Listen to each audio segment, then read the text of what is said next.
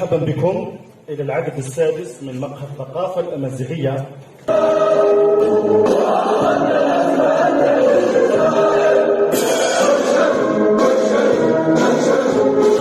يسرنا في جمعية نوفيديا الثقافية أشان كمقرنت وشبكة كفاءة ثقافية أن نستقبلكم في أرض الشهداء والبهاء والعطاء والإيذاء.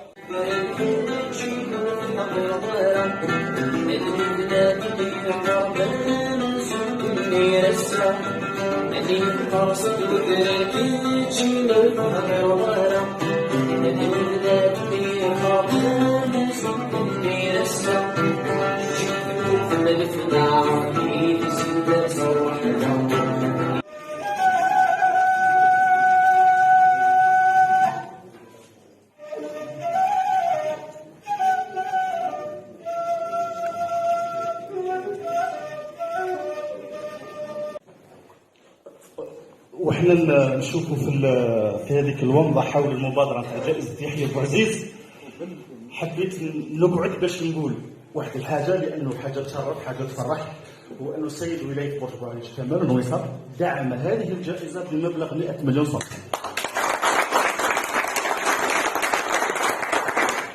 في هذا الدعوه تلاقينا في هذا الصح الثقافي اللي هو بسيط ولكن في معانيه ومغزاه مهم جدا. سجلت للتو بعض الانحدارات التي طرحت بخصوص تفعيل العمل الثقافي من خلال تخصيص او تجديد بعض المنشآت الغير مستغله لفعل الثقافي. لا مانع في ذلك. نحن نحتاج اللغة الأمازيغية في المرفق العام في الفضاءات الرسمية، وكذلك في هذا الشق الآخر اللي هو المجتمع المدني، الجمعيات كان اعتماد رسمي لجمعيات اللي عندها تسميات أمازيغية إلى آخره. وهذا من قبل كان شويه يشكل مانع، كان مانع، ولكن الحمد لله نقول الخطوة وين مؤسسة رسمية تابعة لرئاسة الجمهورية وهي عندها ميزانية رئاسة الجمهورية تعمل يعني إدراج هذا المسعى في فضاء مؤسساتي. احنا عندنا علاقات تنسيق مع عديد من الدوائر الوزارية، مع الهيئات الرسمية، والحمد لله النتيجة يعني باش ما ننساش سؤالك الخاتمة هي الصح. ثمرة كل هذا المجهود بدأ يبرز، أكيد يبرز في عدد من المحاور.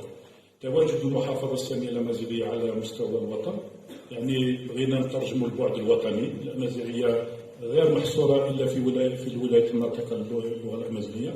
اثنين، حضورنا في الميدان ومرافقة الباحثين، أعطينا فضاء واسع وهو فضاء بحث في كل مناطق الوطن، لأن جغرافية الجزائر قطر، لابد أن نسعى إلى إبراز هذا الموروث. من باب الترجمة التي تترجمها المحافظة. أنا العبد الضعيف لمؤلف بالعربية وهو واقع السلامة المرورية وحوادث المرور في الجزائر وقانون المرور. أتمنى أن يترجم إلى الأمازيغية لكي أن تصل الرسالة. أنا حبيت نثير موضوع الإقامة الإبداعية اللي تهضرنا عليها عدة مرات كمقدمة للتواصل في المستقبل، سواء كجمعية ولا كجمعية حتى فواعل المجتمع المدني الأخرى. يعني المحاضرة فتحا الأبواب نتاعها.